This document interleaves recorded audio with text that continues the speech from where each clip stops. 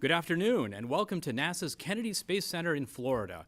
I'm Sean Potter from NASA's Office of Communications, and we're here today to talk to you as part of the GOES-R mission science briefing. GOES-R is NOAA's next-generation geostationary weather satellite and is scheduled to launch this Saturday. Once it becomes operational, it will revolutionize weather forecasting for years to come. Now, we've assembled a panel here of experts to talk to you about various aspects of the mission, and I'm going to introduce them now. Directly to my left is Stephen Goodman, GOES-R program scientist at NOAA, the National Oceanic and Atmospheric Administration. Directly to his left is Joe Pica. He is the director of the National Weather Service Office of Observations. Next to Joe is Sandra Kaufman, deputy director of NASA's Earth Science Division. And finally, Damon Penn, assistant administrator for response at the Federal Emergency Management Agency, FEMA. Now, thank you all for being here, and before we take questions from the audience, each of our panelists have a few opening remarks that they'd like to make. So we'll start with you, Stephen. All right, thank you very much. So I wanted you to know it's a big team that's put this all together. We have over 100 scientists across the country who've been working on the program for 1 or 2 decades now, developing the science products and the algorithms or the recipes for how to turn the measurements from the satellite into useful products for warning and forecasting. And you've heard earlier that GOES-R will make a tremendous difference, but I think we even underestimate what the capabilities will be. We only have about 30 new products that we make with the satellite, and we know there'll be hundreds more as we learn how to use the satellite.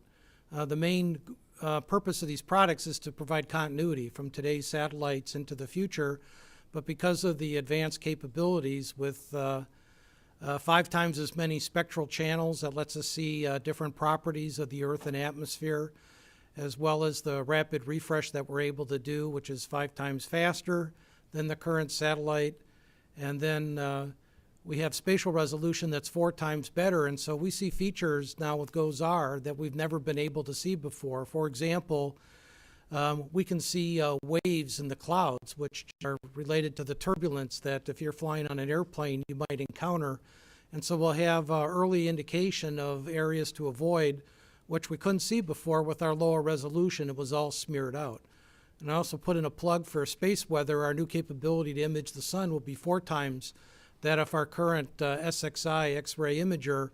And because the forecasters, when they try and diagnose the features on the sun that are going to lead to navigation problems and geomagnetic effects and communication outages, they take all the information they see, and it takes them minute to minutes to assemble that information. Well, now they have what they call a thematic map they can put together where they take all the information, and within seconds now they can see how things are evolving. So we can do it for the Earth-based high-impact weather, volcanic eruptions, to typhoons and hurricanes and severe storms. And right now we have a major fire outbreak in the southeast, and we'll be able to see the aerosols and the characteristics of the smoke and dust in that fire, as well as Matthew, which someone mentioned earlier, and I'll comment on that later. Thank you. Great, thank you, Stephen. I will turn it over to Joe.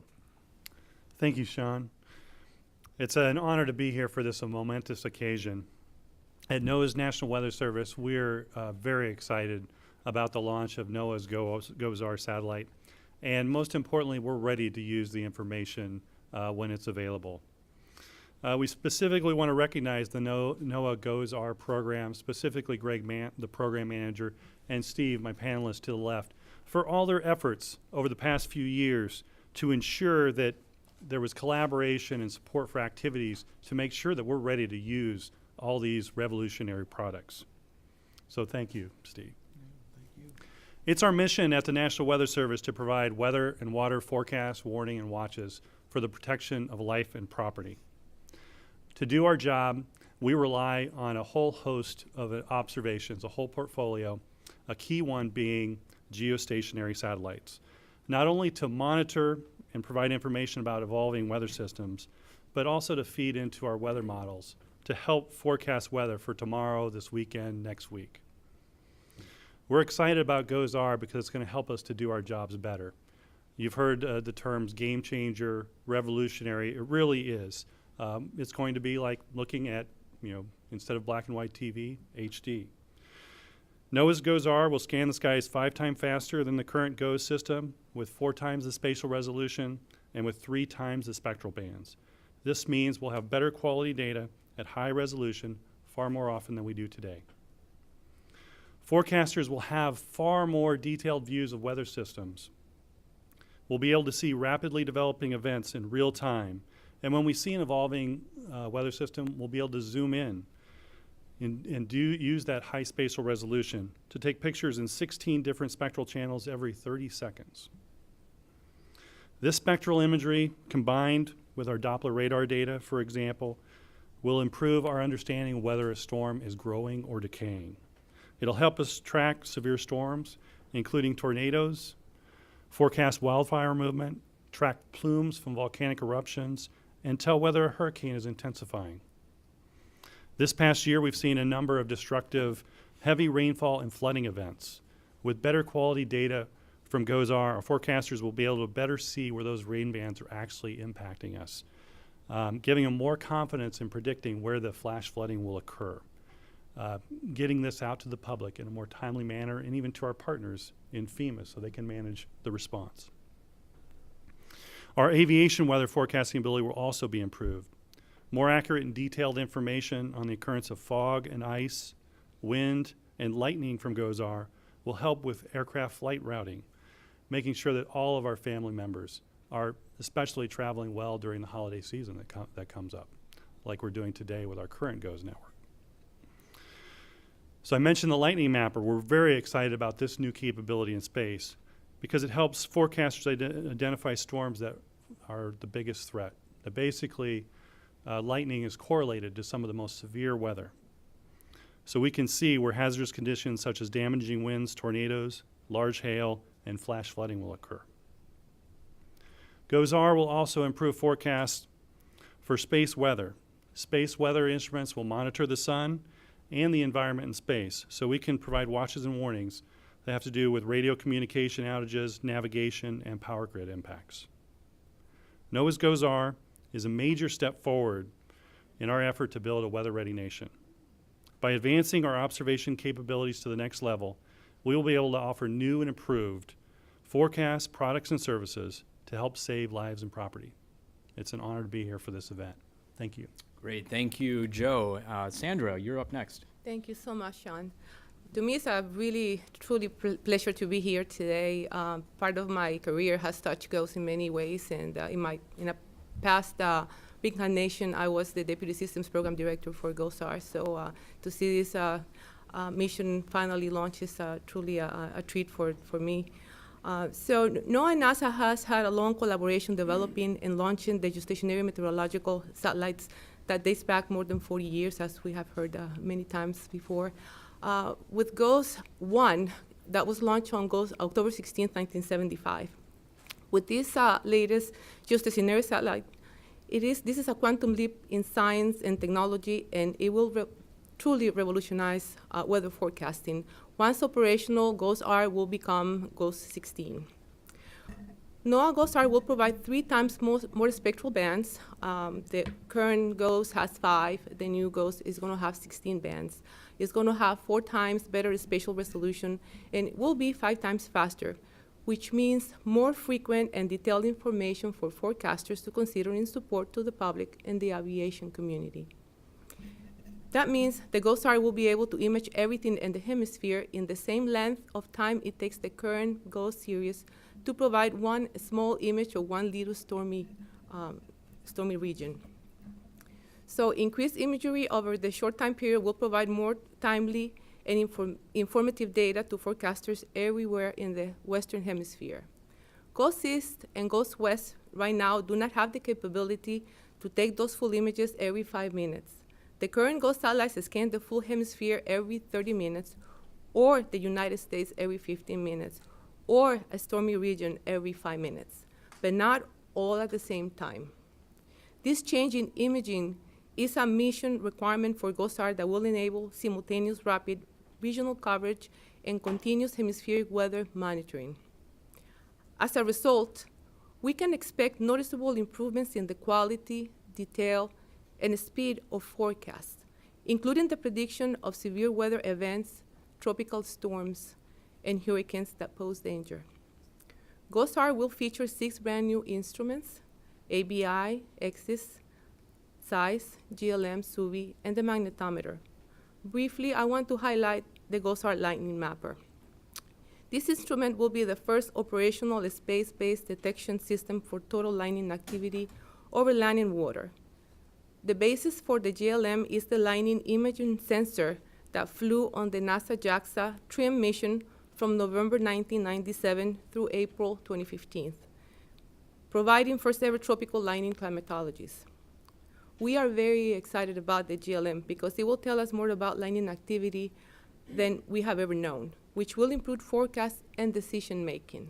Trends in total lightning that will be available with the GLM have the promise of providing critical information to forecasters, which will allow them to focus on developing severe storms much earlier than they can currently, and before these storms produce damaging winds, hail, or even tornadoes. NOAA's GOSAR will be a game changer for weather forecasts for our nation and throughout Latin America and the Caribbean. Each day, weather forecasters throughout Latin America use data from NOAA's geostationary satellites in similar ways as their US counterparts. The key difference is that data from radars, soundings, and aircraft, which are incorporated into NOAA's forecast models, are sparse throughout Latin America. That's why NOAA's geostationary satellites and the upcoming advanced GOSAR satellite are so crucial in protecting lives and property throughout Latin America and the Caribbean. We are looking forward to working with our colleagues there to help bring about forecast improvements into the future. The GOSAR satellite will significantly improve the detection and observation of environmental phenomena that directly affects public safety, protection, and property, and our nation's economic health and property, and that of Latin American and the Caribbean.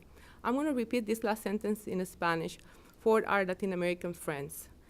El satélite geoestacionario GOES mejorará significativamente la detección y observación de fenómenos ambientales que afectan directamente la seguridad pública, la protección de la propiedad y la salud económica y prosperidad de nuestra nación, América Latina y el Caribe. Back to English. NOAA and NASA's collaboration goes beyond the meteorological satellites. NASA's Earth Science Division provides new real-time data and information products from our NASA's research satellites, which are used routinely by NOAA and other operational agencies. We support NOAA's operational capability by supplying data products ranging from atmospheric dynamics, atmospheric composition, sea surface wind speed and direction, wave conditions, aerosol data, and many other products that are fed into the numerical models to help the weather forecasters.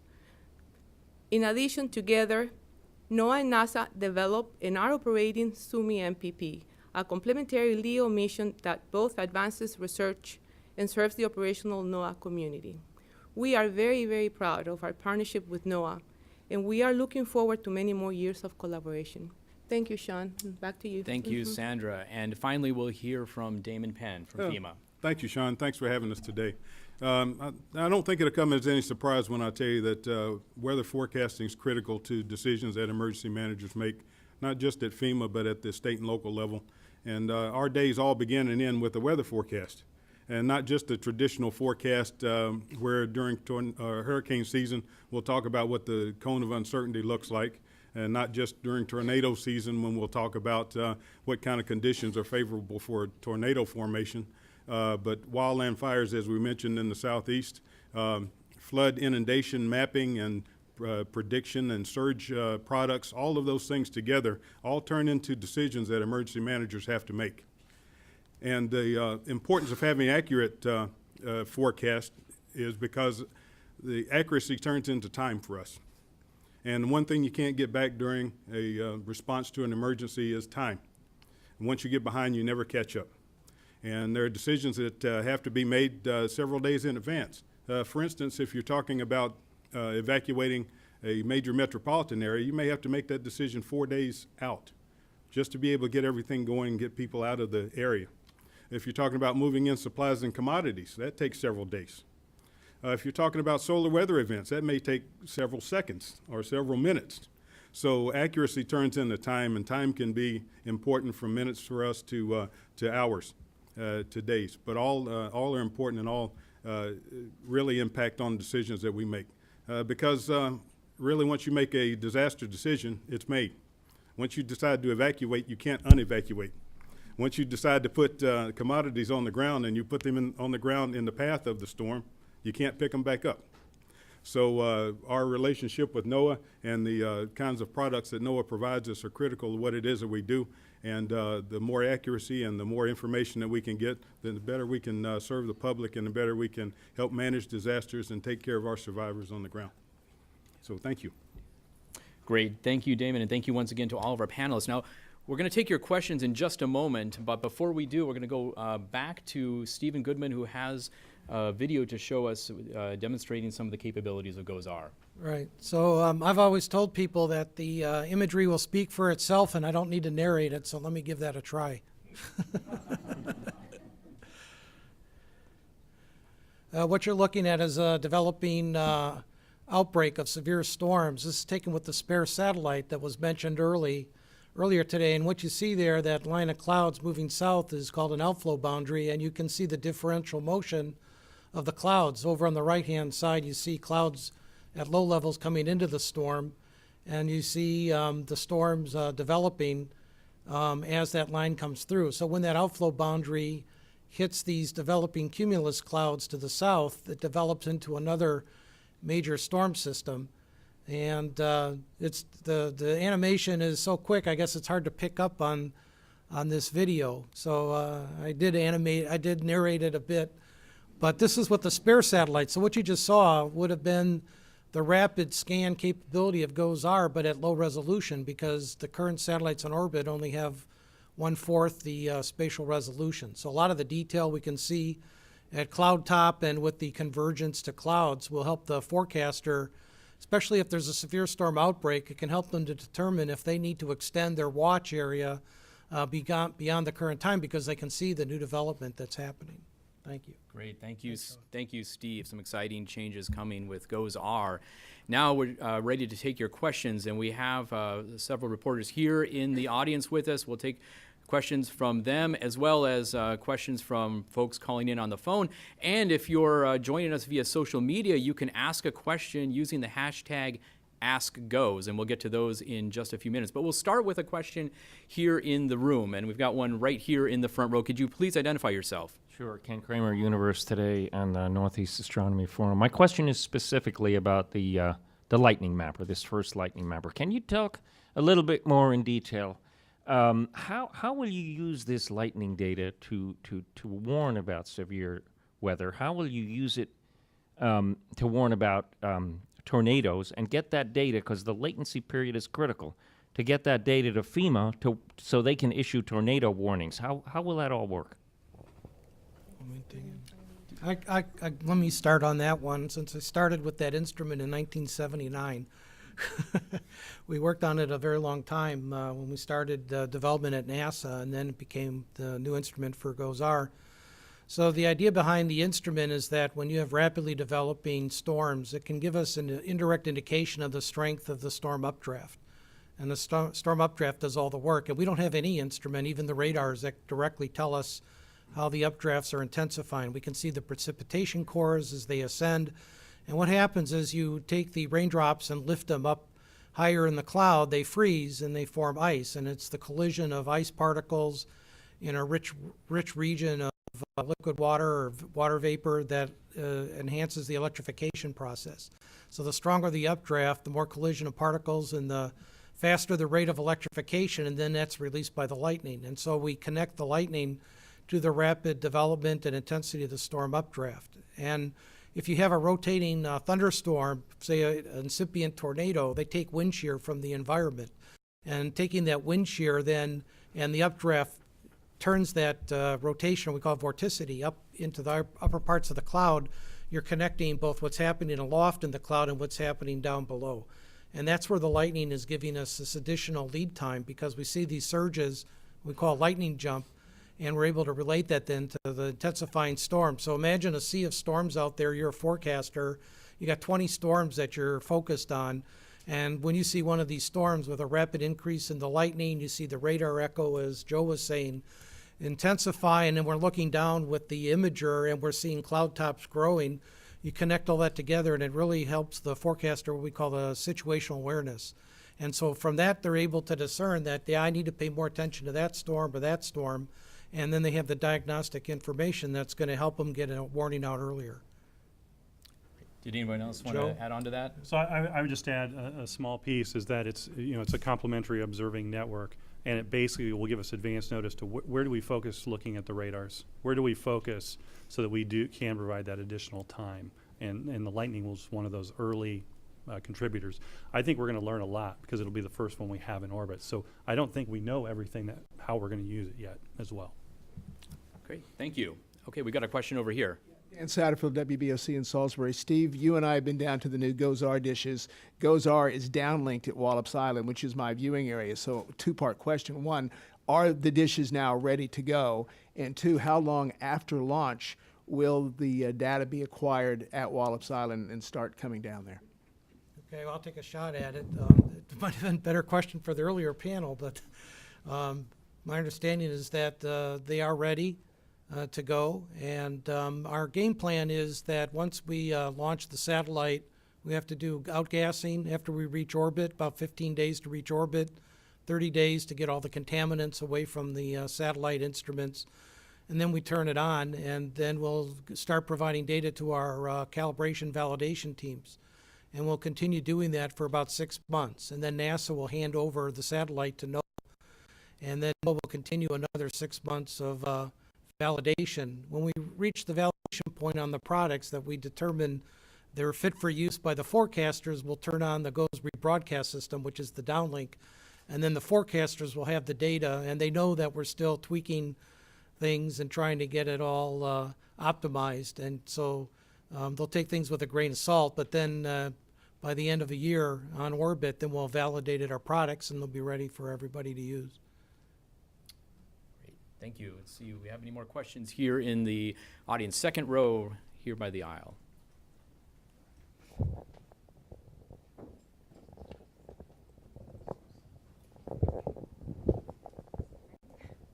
Hi, I'm Kelly Cologno with Northwestern University, Medill. And I was wondering if you could tell us a little bit about how the satellite can or will be used in climate change research or studying climate change. I'll make a couple comments in there. So one thing the satellite has that we haven't had before is has an on-orbit solar calibrator for the instrument, for the imagery. We've not had that. The low Earth orbiting NASA research satellites have such a capability, and we basically have now replicated that for geostationary orbit. So one, the data will in fact be more accurate. People have always said the weather data doesn't need to be as accurate as climate data, but the new data from GOES-R will actually be more accurate than we've had before. One of the things that GOES-R contributes is unraveling the diurnal cycle. What I mean by the diurnal cycle is we have generally the global observations are in low Earth orbit, and so you get a snapshot every maybe 12 hours, if you're lucky, maybe every 4 hours if you've got a constellation with many satellites, and yet it's still difficult to determine. Say we're trying to diagnose cloud properties, and we know how do cloud properties change over decades, or how do they change even interannually. Say we have an El Nino event or an La Nina event, and we actually are going to have a La Nina event most likely this coming winter going into February. And so what the satellite would tell us is, what are we missing when we're trying to characterize the clouds by having sampling throughout the day? That's what I mean by the diurnal cycle. Instead of coming over at 1 o'clock every afternoon, the clouds aren't the same at 1 o'clock in the afternoon. Sometimes they're still developing, they're not mature. So it'll help us with that. The other way I would say is extreme weather. So right now, we don't know what the variation of extreme weather is, but we know from, as Sandra mentioned, we had a lightning mapper in low Earth orbit on the NASA tropical rainfall measuring mission for 17 years, and now we're going to have 20 years more extending that climate data set. So once you have 30 years, generally people say, I got a climate data set, and we can look for those variations.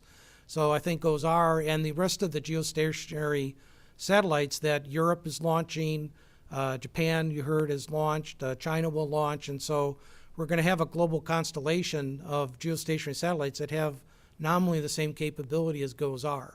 And so I think it'll contribute both in how do storms and clouds and the environment vary over the course of a day, and then also extreme storms, severe storms, how do they vary, say, over decades?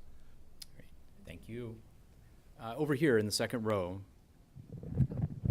I had a question about accessing the imagery afterwards. So even right now, with say 1 minute imagery, satellite imagery, for example, it can be difficult to find. For a TV meteorologist, we have access to our data service providers and the data that they and images they provide us. But for the general public who are more savvy about just going to the web and looking for the data, will there be a way to get at this really cool, 30-second high spatial resolution satellite imagery? I'm sorry, and could you just identify yourself, please? Oh yes, Name I'm and sorry, affiliation. Jen Carfagna from the Weather Channel.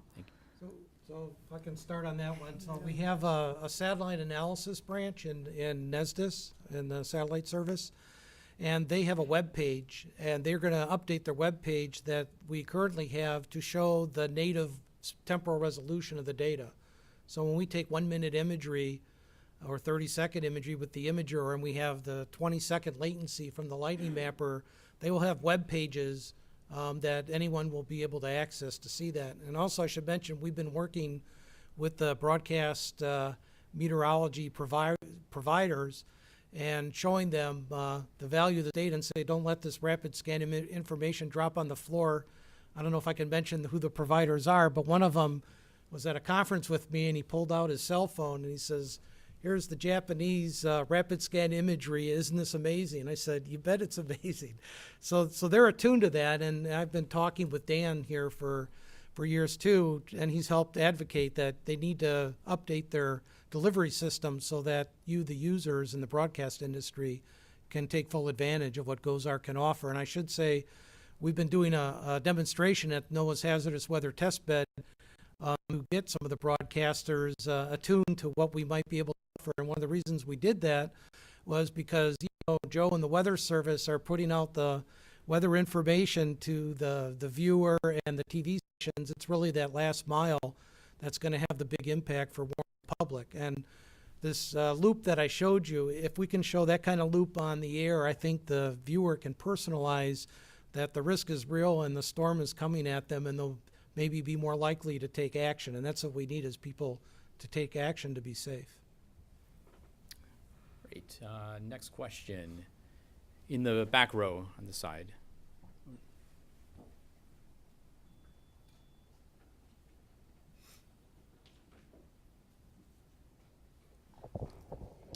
Hi, Mike Augustinek with CBS in Minneapolis. I'm sorry if I missed you already answering this question. We know the new temporal resolution of the lightning mapper. What's the spatial resolution?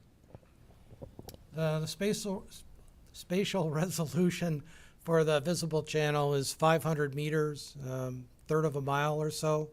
It's 4 times better. And then for GLM, it's 8 kilometers spatial resolution.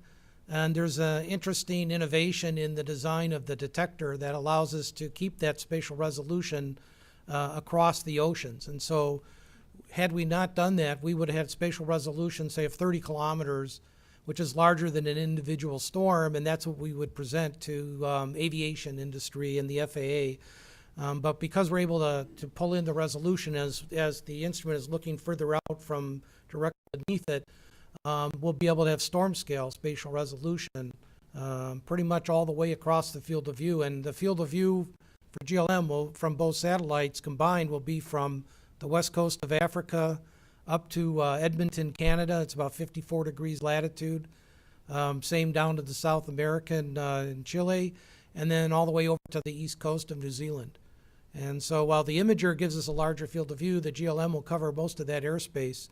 And we know from talking to Joe's director at the Aviation Weather Center that they're very excited because they don't have radar over the ocean. The aircraft radars are small and they don't see over the horizon, and now you can take the imager and the lightning mapper, combine it together, and effectively provide radar-like information out over the oceans where the hazardous storms would be. Joe, do you have anything you want to add to that? No, I think Steve covered that very well. Great. Okay, our next caller is, we've got a question on the phone from Mark Gotch. Go ahead, Mark. Yes, good afternoon. Thank you for this very informative science briefing this afternoon. Mark Gotch, Historical Aerospace News. Please, can you explain how the advanced baseline imager technology was developed and how will it be used going forward? And also, one other question, how will solar flares be seen differently and what will this mean to the future of forecasting? Thank you. Thank you. Who wants to tackle that one? Well, I'm not sure I could remember all the pieces. If I start at the beginning, Harris Corporation has developed the imagers that we've been flying on our satellites for the current series, the previous series, and back in around 2004, we did some feasibility studies with a number of vendors on the different possible architectures for the different instruments. And so we settled on the Harris design, which was able to give us 16 spectral bands. Initially, we were hoping to get even more spectral bands, but it's expensive and challenging. So we settled on 16 spectral bands, and the scientists had done studies as to what each individual spectral band might offer. For example, we have a spectral band at 1.39 microns, which allows us to see cirrus clouds, and so that was something we weren't able to see before. We have 3 water vapor bands, and so for you who watch the water vapor image on TV, that's the upper level water vapor, but now we can see deeper into the atmosphere, and that'll let us see when the atmosphere, where the atmosphere is destabilizing more. And I should mention, let me use that as a segue into tropical storms.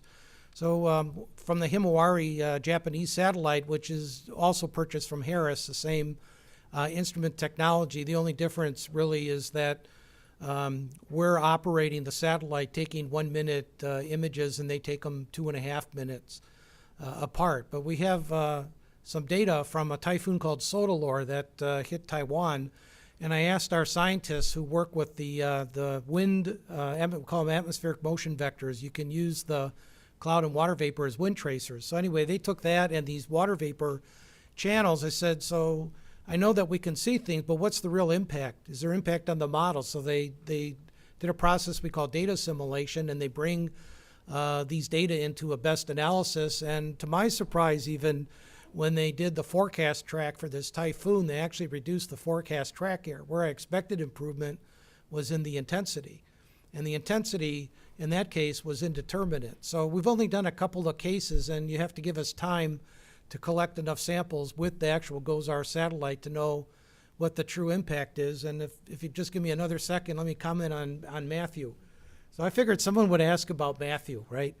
And so I talked to the National Hurricane Center, the folks we work with very closely, and I said, what would have been the possible impact of having GOES-R on orbit? And it turns out that where the forecast models and the forecasters missed it was down in the Caribbean when they were expecting the storm to not intensify so quickly. And it turns out that all the information that GOES-R provides, for example, we mentioned the lightning mapper. They've been doing some work looking at how the lightning's related to rapid intensification of tropical storms and hurricanes. And it turns out that from ground-based networks that we have today, they didn't see the lightning signatures that would have told them that they would have had the strong shear. So that's the key thing. Hurricanes don't like shear, it tears them apart. And so they didn't see that signal. So I think GOES-R, because we're able to map the motions of the clouds and also to be able to map the lightning, I think both will contribute to picking up signals like that you might be missing. So that's what they say, the Hurricane Center forecasters, is a potential benefit we would have had we had GOES-R. Maybe, Joe, you have something to add on that. I would just add, that we are very excited and we are preparing to use those atmospheric motion vectors, those derived motion winds from the imager. So we're very excited about what the possibility is for how that can improve our regional modeling. Another way we're trying to use the spectral analysis, Steve gave some examples of that, but if you're looking at fires in the southeast, we're going to be able to look at it very closely and even see, based on the spectral bands, what's burning, what is it doing, which way is it going, and so that can really inform some of the efforts that's being provided for fighting those fires. So those are some of the new ways we'll be able to use the capabilities on GOES-R. I just wanted to go back to the original question on how the technology came about, and it was really way early, around 2000s, and we issued competed formulation contracts working with various companies to develop, mature the approaches that we ultimately chose in 2004 to develop the ABI instrument. And as Steve pointed out, you know, we have a long history working with Harris, developing the GOES-I through M imager and sounder, which also flew on NOP. And ultimately, Harris was also picked to develop the ABI for the GOES-R. I know the question also asked about imaging the sun. Right. But before I answer that, let me make one comment I don't forget about numerical weather prediction forecast models. Where we're seeing the impact with these motion vectors, it's largely attributable to the higher spatial resolution. So when we calculate how the clouds are moving and the water vapor is moving and we get a wind vector from that, that depends on how well we did the clouds. And it turns out because we have 4 times the spatial resolution to get the clouds, we can more accurately assign the height of that motion vector. So if we have the right vector of the wind, but we put it at the wrong altitude, that's going to mess up the models. So the more accurate we can do that, and we've actually determined from our GOES-R algorithm, our recipe that we're using, that we can reduce the speed bias by 1 meter per second based on experiments with the Himawari, which is a huge benefit to the global model. So the question earlier about how the mid-latitude's going to benefit from GOES-R, it's the fact that we're able to put these motion vectors into the numerical models, and that's going to have the biggest impact, say, on the extratropics by making those model forecasts more accurate. On the sun, so I don't forget SUVI and the sun I mentioned earlier, so we'll have 4 times the spatial resolution. You'll have crisp imagery to better see, for example, solar flares. If we have a solar flare, we'll be able to determine more accurately its extent, so where its source is and where it's extended to. And we're also going to be able to diagnose that more rapidly because we have the higher resolution. And actually, SUVI is a bit faster than the current satellite as well. So everything's faster, everything's got more resolution, and it's going to be amazing. Great. Thank you very much. We have, I believe, one question on social media. So John Yembrick from our social media team, please tell us that question. Thanks, Sean. This question is, once in orbit, what potential hazards or fail points are there where it maybe prohibit you from getting accurate data? Or are there any? Well, I can speak mostly to the lightning mapper. It's got a charge coupled device detector, and so high energy particles can penetrate the spacecraft skin and they can get to the instrument. And so in that case, we could use pixels if we had high energy that would impact detectors. So right now, the mission that Sandra mentioned that had been on orbit for 17 years, we never lost any pixels over that time. It's a solid state device. So something like that could happen and it degraded over time, then maybe we would lose a piece of our field of view if that were to happen. In the case of the SUVI instrument, it's got an ultraviolet filter. Ultraviolet filters are very touchy and very difficult to manufacture. In fact, I believe we're replacing the UV filters right before we launch. Maybe we've done that already. They don't like water. Water is an enemy of ultraviolet filters. So if something were to happen in contamination, then that could affect the full field of view that we would get from the instruments. And of course, hopefully there's be no issues with the telecommunication aspects of the satellite to get the data down to Earth to use it. And more than that, with the launch, there is dangers. Deployment of appendages, there is danger, and we have to still achieve geostationary orbit. It's going to take 9 days to get there, so the thrusters have to be able to get us ultimately to where we want to go. So, that's why we test and test until, we know that things are going to work. Mm-hmm. Okay, any other questions here in the room? We've got one right here near the back. So, Matt Safino, KGW TV. Back to the GLM. If I heard correctly, the technology of the Lightning technology on trim was based on 1997 technology. So is the new GLM instrument similar to that, or have we advanced beyond that, and how much? The biggest advancement over what we had with the lightning imaging sensor, it had 128 by 128 pixel array.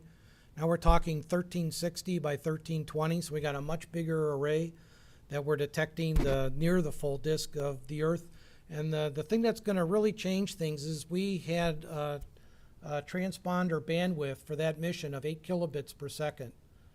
And what would happen is when we would fly over a very intense storm or over the South Atlantic anomaly, which is a high radiation area off of the South American East Coast, we would saturate the instrument, and so we couldn't take any data. So now on GOES-R, thanks to all the developers, we have 7.7 megabits per second. What does that mean? That's a huge difference. That means that we can lower our detection threshold and see more of the lightning, even the weaker lightning, than we could before. We're predicting a greater than 80% detection probability of all types of lightning, even if it goes to ground, because a ground strike has channels up into the cloud, and the light that's emitted makes its way to cloud top, and we see it. And so we have a number of filtering algorithms. We have 8 right now that take the raw data that's sent to the ground from GLM and remove things like glint that you get from the sun reflecting off the ocean surface. We also have radiation effects, as I mentioned earlier. And so actually, after all that filtering's done, we really see the lightning very well. That's a huge advantage over what we had with the original instrument. We still operate at the same wavelength in the near infrared because that's where we get about 10% of the total energy from lightning. So there's no reason to change that. So it's the bandwidth is really the big innovation since the earlier instrument. Great. I think we have time for 1 or 2 more questions. The audience, do we have any more? If not, in the back we have one more. Okay. Hi, Nick Stewart, KHQA, Quincy, Illinois. A question for FEMA. We talked obviously very well about how this is going to, predict disasters, how you might be able to prepare for that. How about post-disaster? How are you looking to use this technology to kind of look at recovery efforts? Yeah, that's a great question because people tend to think that disasters end once response ends, and it really does not. Recovery goes on for several years. But immediately following a response, as you know, you have quite a vulnerable population. You've got people that have been displaced. You've got people that have damaged homes. You have limited transportability because you have debris in the roads. You have all those kinds of things. So having accurate weather forecasting then is as important as it is prior to the event, because that will determine how we can actually get commodities moved and distributed throughout, how we can actually evacuate the our vulnerable populations, how we can get people back into the areas that they came from, all of those things. So we pay as much attention post-event as we do pre-event. So again, the better forecast, the better decisions we can make, and the more timely our decisions. Great. Thank you, Damon. Thank you once again to all of our panelists, as all the time we have today for this briefing. But I want to remind you that you can find out much more about the GOES-R mission by going to the website that you'll see on your screen. And you can also follow us online and on social media in the days leading up to launch this Saturday. And be sure to tune back for more NASA TV activities then. Thank you for joining us.